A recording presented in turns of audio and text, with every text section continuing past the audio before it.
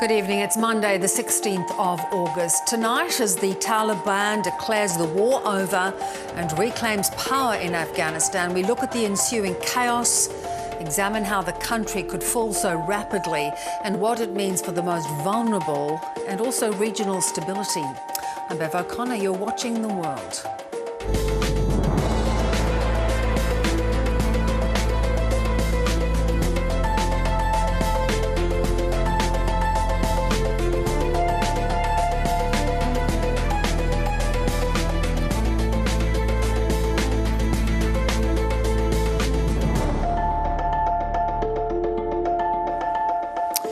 Well, it was a swift, brutal and calculated campaign.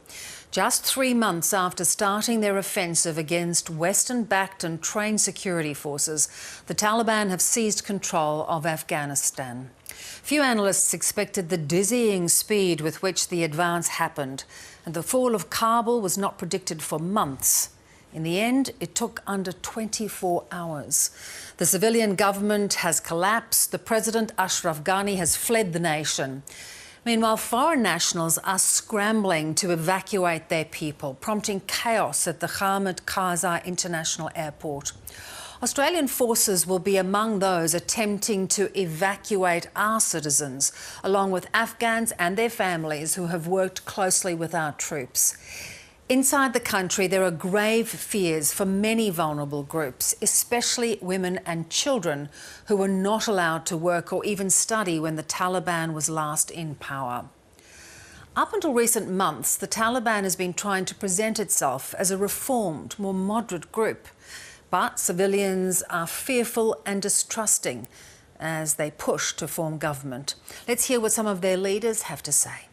We are not against the education of boys and girls. The policy of Emirate is that both have to be educated as long as the Islamic Sharia laws are not neglected. With the hijab, girls of all ages can get educated. There is no problem.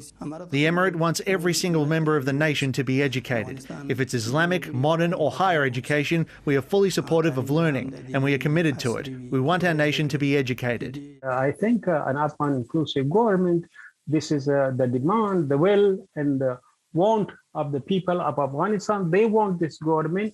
That you may have seen that whenever we entered the provincial cities, people thronged along the roads and queued up along the roads, and they were welcoming our forces. So it is a popular uprising.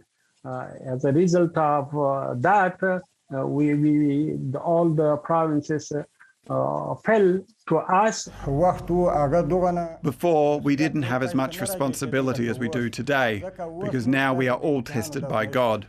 Day by day, we will get involved in the service of our nation, in providing them with security and hope for their future. Well, the Taliban's campaign to take back Afghanistan was enacted with deadly efficiency. But just how did this militant group regain control of the country? Andrea Neerhoff takes a look at how we got to today. The provincial capital of Zarand was the Taliban's first casualty, captured on August 6. It started a chain reaction of militant occupation, with towns including Kunduz, Talakan and Aibak falling soon after. Local leaders were scathing of the government's supposed resistance. The government didn't pay proper attention to this province. Whether you call it a failure, lack of attention, corruption or whatever from the government, it all resulted in them handing over this province to the Taliban easily. No potential outcome has to be inevitable, including the fall of Kabul, which everybody seems to be reporting about. It doesn't have to be that way. August 13 saw 4 provincial capitals fall in a day, including Kandahar, known as Afghanistan's second city and the spiritual home of the Taliban, as well as Lashkar and Herat. And veteran resistance fighter Mohammed Ismail Khan was taken into Taliban custody. I hope the Taliban will be able to bring about an atmosphere of peace and create security and stability in Afghanistan. As the noose around Kabul tightened, fourth largest city Mazar-e Sharif was the next to fall under the fundamentalist group's control. 3 days earlier, it had been visited by Afghanistan's President Ashraf Ghani. Though I know that you are concerned about the present and future, I assure you that as your president, my focus is on preventing further instability, violence and displacement of my people. I will do my best to prevent this imposed war on the Afghan people. In an effort to try and stop the Taliban's march, the US sent more troops back to the nation. But it was too little, too late. On August 15, Jalalabad became Taliban territory, effectively leaving Kabul as the final government outpost. Kabul's fate all but sealed, and its people with nowhere to go. Andrea Niehoff, ABC News.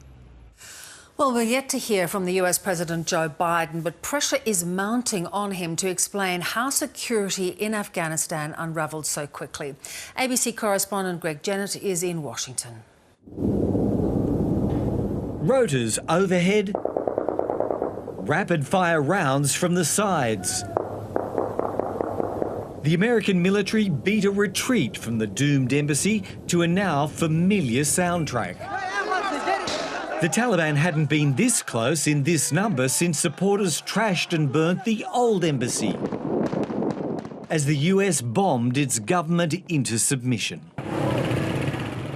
Now the outlaws are back in Kabul, in command of forces America spent billions of dollars standing up, only to be sorely let down when it mattered. The inability of Afghan security forces to defend their country has played a very powerful role in what we've seen. The Biden administration's smarting over a litany of failures, several of its own making, and it'll soon have harder calls to make, like whether to recognise the new government. See if there can be a peaceful settlement, a peaceful transfer of power. A process made tougher still by the Taliban's early actions, releasing thousands of hardcore violent extremists from prisons. What we're watching right now in Afghanistan is what happens when America withdraws from the world. So everybody who has been saying America needs to withdraw, America needs to retreat, we are getting a devastating, catastrophic, real-time lesson in what that means. The distrust, disillusion and despair at decisions made cuts deep. We cannot do anything. We cannot do anything. Especially through America's Afghan community. Many ended up here fleeing the Taliban. I think that you can't trust a terrorist group, and you are fooling yourself if you think that you can. They came 20 years back to help us get out of this situation, and now we somehow are going back to the same situation. America will bear responsibility for what happens next. First, by picking up some of the pieces of any humanitarian crisis. Then comes the reckoning on how its war came to such a rapid and disastrous end, and why no one seems to have seen it coming.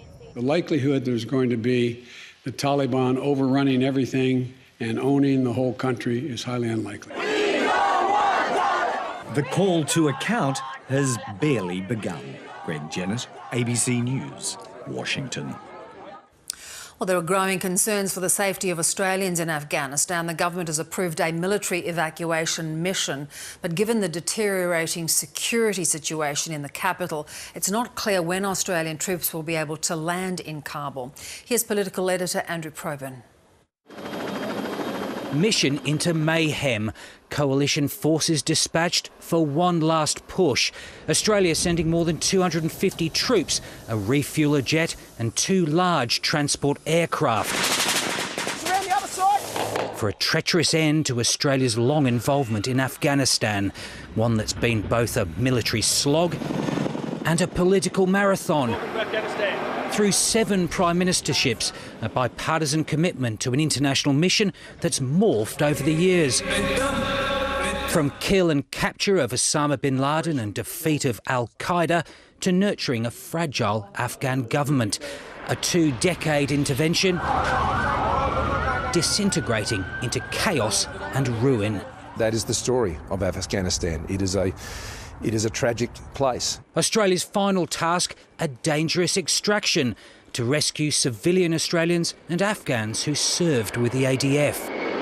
To leave in a safe and orderly way. The challenge, of course, is making sure that that is the circumstance that applies in Kabul. The scenes in Kabul underscoring how difficult that'll be. We've had from April till now to think about what we were going to do, and here we are now at the 11th hour, caught short. The future of all Afghans uncertain, but especially women and girls. It's very hard. It's breaking my heart to see my country like this. Zainab Kazimi's family fled Afghanistan a decade ago. Her father, one of thousands to arrive in Australia by boat. Relatives left behind in fear of Taliban retribution. They want to kill all those women who have worked for the government, all those women who have spoken up. We should be opening our hearts and opening our country to them. The humanitarian disaster erupting in Afghanistan brings its own moral questions and challenges. Australia and other nations involved in the 20-year conflict will carry a particular responsibility. As for those we've already promised safe haven, the distressing scenes at Kabul airport suggest keeping that vow will be difficult. Leaving behind a lot of people who helped us, and I think just God help them. God help them. Andrew Probyn, ABC News, Canberra. Well, I'm joined now by Lynn O'Donnell, an Australian journalist, author and analyst who had returned to the country to report on the withdrawal of foreign troops. Now, she managed to flee before the airport closed. She's now in Dordrecht in the Netherlands. Lynn, it's good to see you safe. You had got out in the nick of time. How hard was it in the end to get out?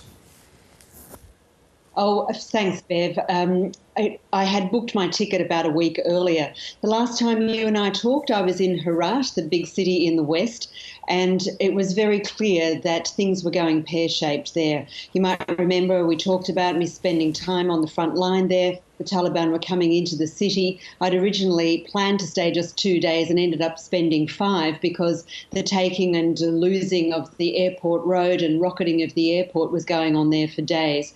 So it was while I was in Herat and waiting for an opportunity to leave there that I decided, along with Masood Hosseini, the Pulitzer Prize-winning photographer from Afghanistan that I work with and worked with over the 3 months that I was in Afghanistan, we decided it was time to go. So we booked tickets and left.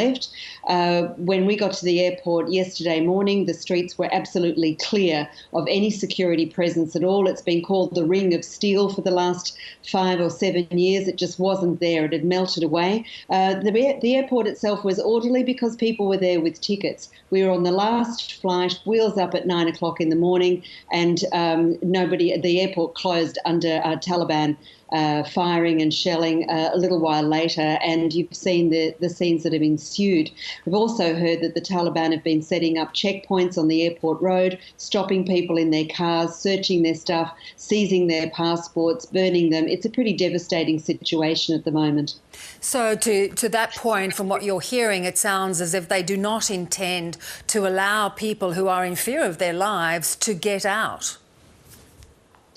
Clearly they don't, and nothing they say can be taken at its word. They were on the outskirts of Kabul on Saturday night. The firing and the fighting was audible in some parts of town, just 20, 25 kilometres outside. They said on Sunday morning, we won't be entering the city. A couple of hours later, they're there in the city, armed gunmen in the parks, in the streets. They've closed the shops. They've painted over any billboards that have women's pictures on them. They're liars, they're murderers, they're drug dealers, and everywhere they've taken over the past 3 or 4 months, they've gone in and they go door to door looking for people who work for the government, journalists, women's rights activists, human rights advocates. These are drug dealers on a world scale. They can't be trusted, and what comes next is anybody's guess. Lynn, this day, what we've been witnessing at the airport has been likened to the fall of Saigon. Was this collapse inevitable? No, I don't think it was inevitable at all. It's been 20 years since 9/11 and the subsequent invasion by US and UK troops initially. There were 30 40 nations present there, including the Aussies in Uruzgan, for quite some time. The Americans alone have spent more than $80 billion developing the country's defence and security sector. And that means everything: Army, Air Force, police, special forces, whatever you would need to do that, the Afghans have been given. We've talked before about the combat missions winding down 31st of December 2014. Ashraf Ghani by then was already the president. He had more than 6 years to come to terms with the fact that he was now the leader. He had to come up with a strategy. He had to work with his defence minister, his interior minister. He never did that. He's a micromanager. He changed those important positions, I don't know, like some people changed their underwear. And there was no consistency, no leadership. The money was pilfered. I wrote about this for Foreign Policy magazine last week. Billions of dollars disappeared, and I visited soldiers and police and militia on the front lines, and they didn't have food, let alone ammunition and weapons. It's just been a rout, and it's been a rout because if you don't believe in what you're fighting for, you're not going to fight. If you don't have weapons to fight, if you're not being fed, if your full salary isn't reaching you, and that's been across the board for a long time, then why fight? And that's how people felt. Indeed. So you can't send an army out without food. It's the greatest adage in history. Now, Russian officials are saying that the president, the very man you talk about, Ashraf Ghani, abandoned the country with cars and a helicopter full of cash. So full of cash that he couldn't fit it all in. He had to leave some behind. This is the man the US felt they could leave in charge. Yes, and did leave in charge for quite a long time and supported him as the winner of elections that were widely contested and incredibly corrupt. I think they felt they could work with Ashraf Ghani. He's essentially an American citizen, a lecturer at Harvard University, an anthropologist, and he wrote a book called Saving Failed States. And here we are. It's tragic.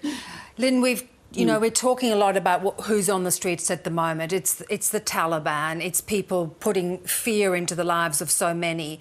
Who is not on the streets? We're not seeing many women, are we, in this chaos? No, we're not. No, you're absolutely right, Bev.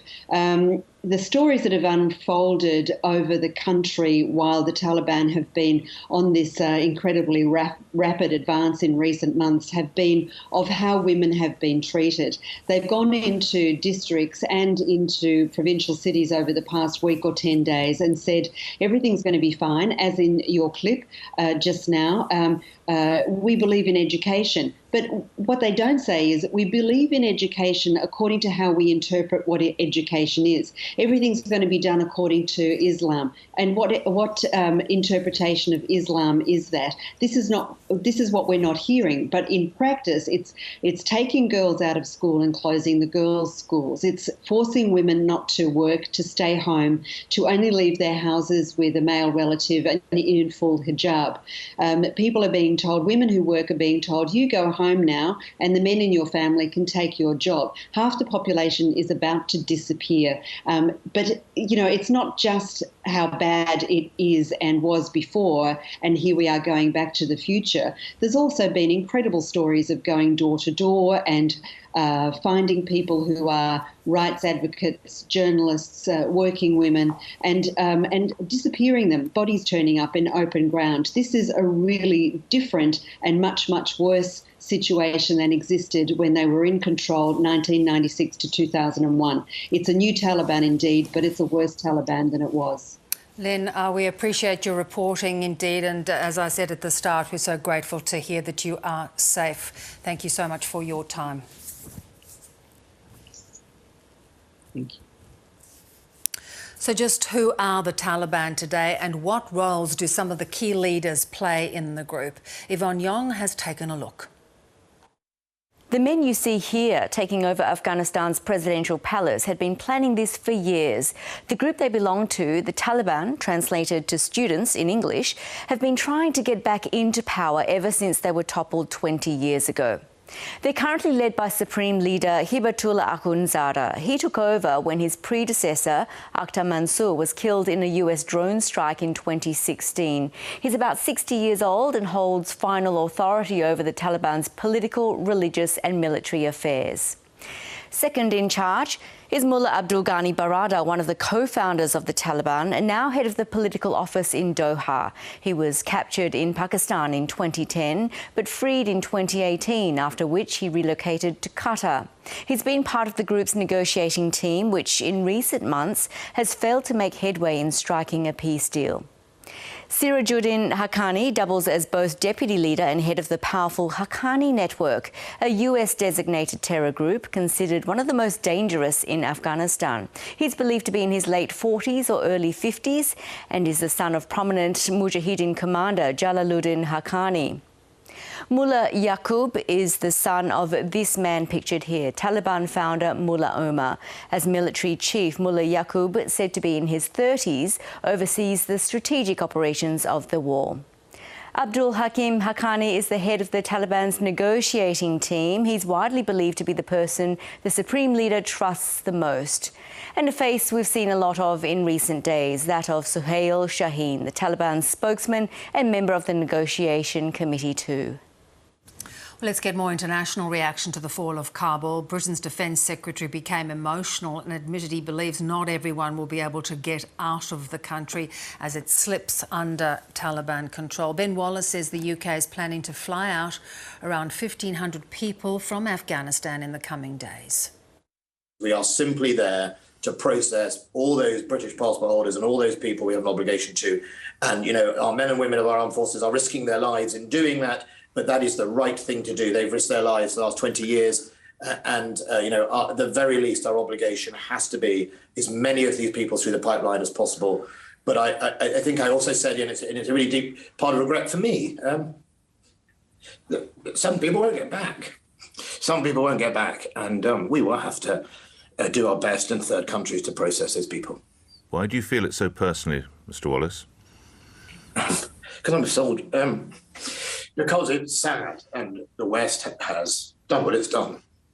And we have to do our very best, Nick, to get people out and stand by our obligations. And 20 years of sacrifice is what it is. China says it's in contact with the Taliban in Afghanistan and is looking forward to helping develop the nation. Foreign Ministry spokeswoman Hua Chunying says Beijing hopes the militant group will bring lasting peace to the country.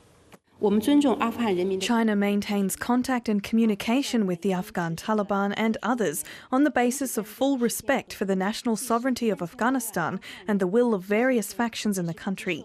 China has been playing a constructive role in promoting a political settlement of the Afghanistan issue. We hope that the Afghan Taliban will unite with all parties and ethnic groups in Afghanistan to build a broad and inclusive political structure that suits Afghanistan's own national conditions and lay the foundation for the realisation of lasting peace in Afghanistan. The Afghan Taliban have repeatedly expressed their hope to develop good relations for China and look forward to China's participation in the reconstruction and development of Afghanistan and will never allow any forces to use Afghan territory to do things that endanger China. Well, in 1992, Safi Omid was just 4 years old when he and his family fled a Taliban-ruled Afghanistan. For 10 years, they stayed in Pakistan as refugees before deciding to return home. He now lives in Melbourne with his wife and children, but his parents and siblings remain in Afghanistan. He says the Taliban has once again shattered the hopes of millions. I haven't slept for the last few hours, and last night especially. The timing of this news in the midst of this lockdown could not get any worse. I'm certainly thinking about my family and the millions of other Afghans currently in Afghanistan facing this uncertainty, fear, and anxiety. So it was quite unexpected. Although we were following the news of the deteriorating situation in the past few months, but it's just happened overnight, and it just feels like a dream. Have you been able to talk to your family? Yes, fortunately, I have been in touch with them. I spoke with them this morning. They, if I'm feeling it this way here, living in Australia, but they're actually feeling the anxiety, the fear, and uncertainty even more. And they are safe. They're in Kabul. They are safe, but we just don't know what's going to happen next. And what is your sense of whether there's going to be mass retribution by the Taliban against families like yours that were in some way involved with either the government, with coalition troops? That's a quite very important sentiment or concern that we all have. Most of the Australians here are first-generation Australians. We have deep roots back home, and we just want to make sure that they're all safe. And we're all, to be honest, quite concerned about this situation and the future of our families and their quality of life. Now, you've been fortunate enough to come and live in Australia, but you had gone back to Afghanistan. Had you had hopes for the future of the country? Quite a lot. I have studied overseas. I've wanted to go back to my country. I've established my my career thinking about the future of Afghanistan and wanted to go back there and work there. And all of a sudden now everything feels unachievable, and the hope that millions of Afghans had and built over the last 20 years. This is all coming shattering quite rapidly, and it all of a sudden feels like we are starting from ground zero again, and that is quite a sense that I really wish that it didn't happen, and we just really hope that we can go back to our country and then just make sure that things go back to normal. And Safi, some people are asking today, what was the point of the last 20 years? Do you feel that's all been wiped out? Were there any gains that can be held on to? For the past 20 years, we certainly have had achievements in terms of sports, cultural achievements, arts, and structural development. But of course, all of those things need to be carried out. Like, we absolutely need the international support right now more than any time.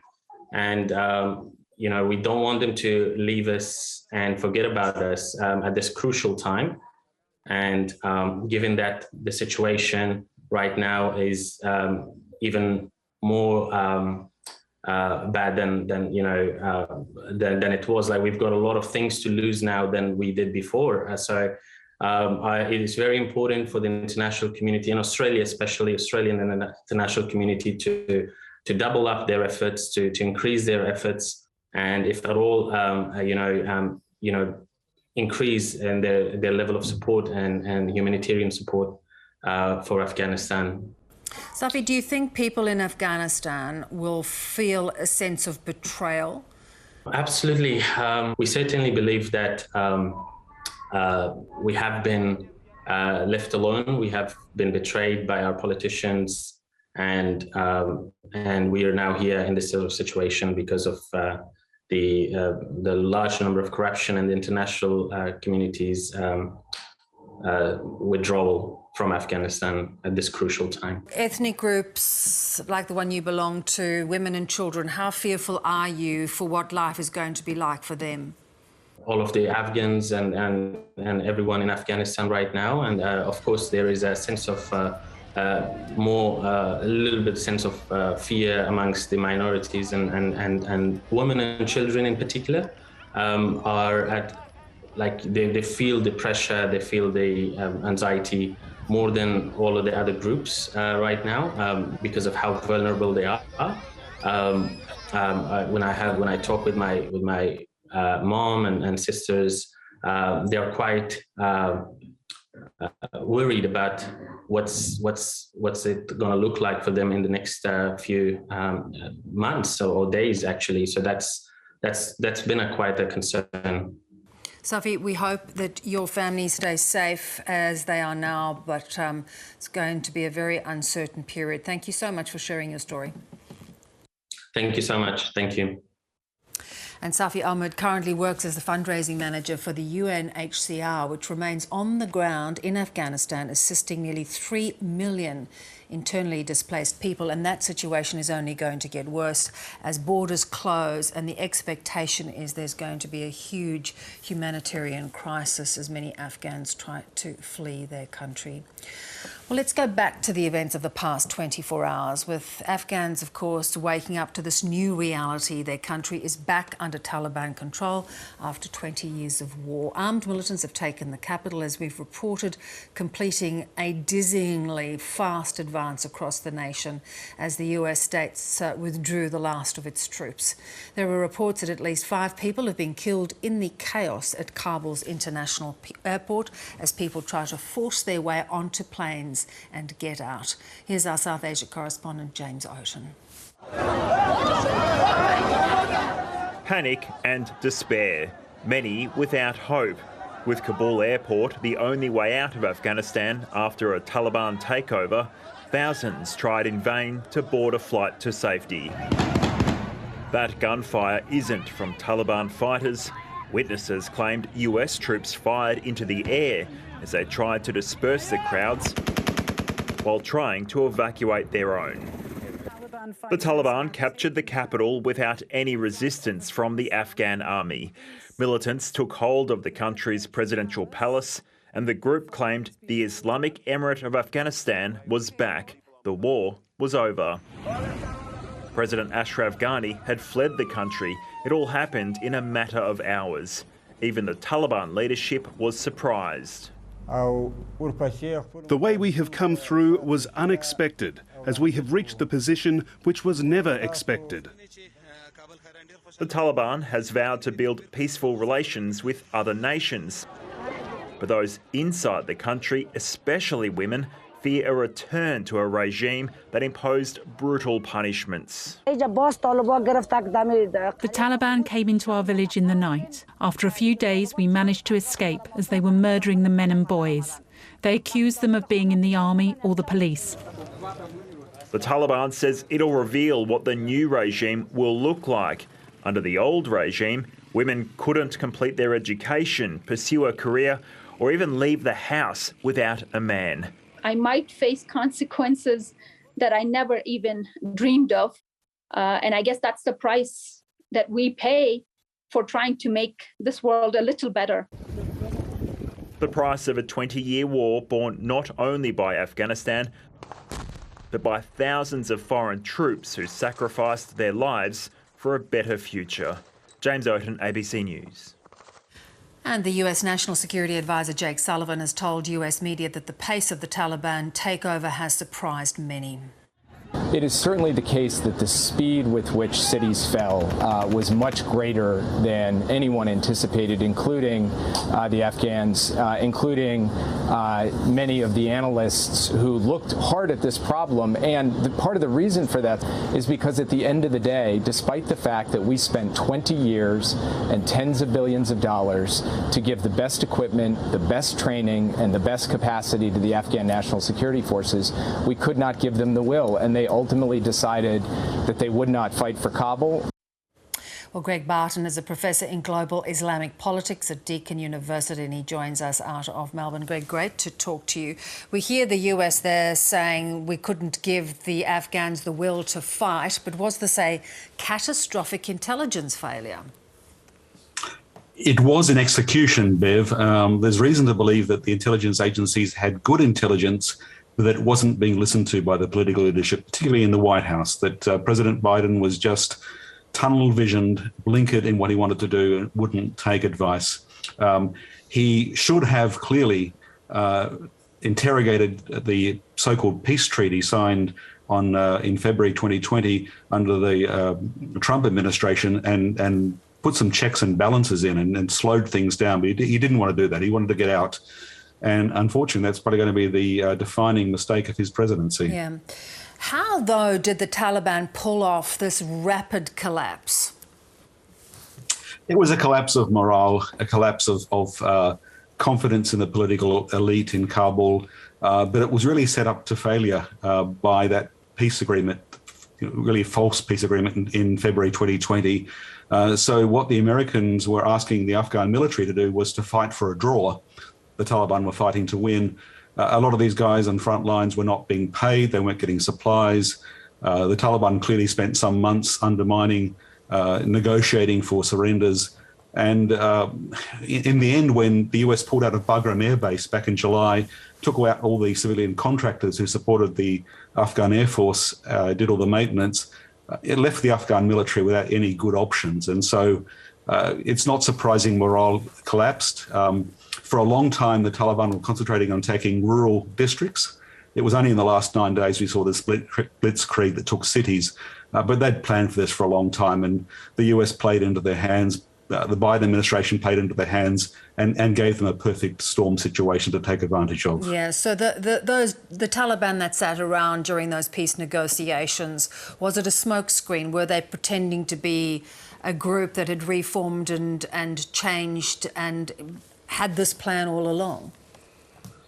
We don't know what was going through the minds of the individuals involved. I mean, there are factions in the Taliban. Perhaps some of those in Doha were genuine, but basically, yes, it was a smokescreen. It was a smoke and mirrors operation to distract and to mislead the US, and they went for it hook, line, and sinker. Is this going to be a bloodbath of unparalleled proportions? No, I think the good news is that it won't be a bloodbath of unparalleled proportions. It may be a hellish few years or longer to come. If there's anything good about what's happened this last few days and few weeks, is that we haven't had major military confrontations, and that means there hasn't been major loss of lives. We have many stories, though, of people being dragged out of their homes and shot. Even today, even the last few hours, there are stories coming from Kabul of Taliban going door to door looking for people who'd worked with international forces. So we're going to hear many tales of tragedy, it would seem. There will be a lot of human suffering, but it won't be on the scale of thousands and thousands of life being lost at once. It'll be a series of individual tragedies and a sense of fear and oppression, particularly for women. Yes. Greg, I'd love to get your expertise now in terms of just the implications of this longer term, the regional implications. Will this usher in a new extreme Islamic wave, a new terror wave? I think a short answer is yes. I think that's what we should expect. I think we've been delusional for 20 years about Afghanistan and set ourselves up for this failure. I think we now need to face the difficult reality that we're back to the 1990s, back pre-2001. Al-Qaeda probably has 3 or 4 times as many fighters as it did then around the world, particularly across Africa in insurgencies. And they're very much joined at the hip with the Taliban. They now have safe sanctuary in Afghanistan. They may not stick their head up for a while. They don't want to draw attention to themselves, but there's likely to be a flow of foreign fighters, so-called, back to Afghanistan for training to take their jihad home. That's how Al-Qaeda began in 88. That's how Jamaat Islamiyah was formed in 93. That's where our problems come from, and we've set the scene for this to be repeated. It's a dreadful and potentially very costly mistake. Will that be their focus? They talked, we're hearing their spokespeople, you know, it's a very different sort of presentation that they're giving us, talking about women being allowed, girls being allowed to go to schools, that they have greater responsibility to the civilians of Afghanistan. But will their focus continue to be this kind of training of Islamic jihads? I think their focus is very much on this ideal of having an Islamic Emirate of Afghanistan, as they say. So that will satisfy them, but that entails conditions that at their worst probably won't be that much different from the Islamic State Caliphate in Syria and Iraq. So we've seen that movie before. It's pretty awful, as indeed the people of Afghanistan have in the 1990s when the Taliban was awful. We don't know how quickly they'll move into that mode of savagery. There's perhaps a window of opportunity to play to their desire to, spin this new image. And that may give us days, weeks, even months to get people out of Kabul International Airport to keep it open. That's clutching at straws, but that's the best thing that we can hope for at this point. Let's look at the role of Russia, China. We heard the China spokesperson saying they're hoping to develop strong relations and help them rebuild the nation. How strategic could Afghanistan become in terms of China's role in the region? Look, Afghanistan and the Taliban are more downside than upside for Beijing. But counterintuitively, as often the case with China today, our best hope perhaps of dealing with climate change involves working with China. Our best hope of stabilising the situation in Afghanistan involves pressure from Beijing on the Taliban leadership so that they feel that they can get something. They're not going to listen to the head of the UN. They probably won't listen to the American president. They may listen to Beijing. They may listen to Islamabad. They may listen to Tehran because they need their neighbours. Their needs are modest, but they need to trade through the borders of this landlocked country. So there's some chance for leverage there. So it's a pity that our relations, the West's relations with China, are at an all-time low, because now is a chance to work together on common interests. China stands to lose a lot from a Taliban leadership in its neighbour. It doesn't want this, I'm sure, but it's going to try and make the best of it. I want to ask you a question that's been asked many times today. Was this ultimately a terrible and tragic waste of lives and billions of dollars? It's fast becoming that. It's not yet over. I mean, I think there was a hope, if we had this conversation a week ago, that there'd be some sort of civil war that would keep Kabul and Jalalabad and some other cities safe and preserve some things. That hasn't happened, clearly, but there hasn't been the massive bloodshed either. I think if there can be some leverage on the Taliban, there's not much leverage to be had, given they've been playing this game of smoke and mirrors with peace treaties.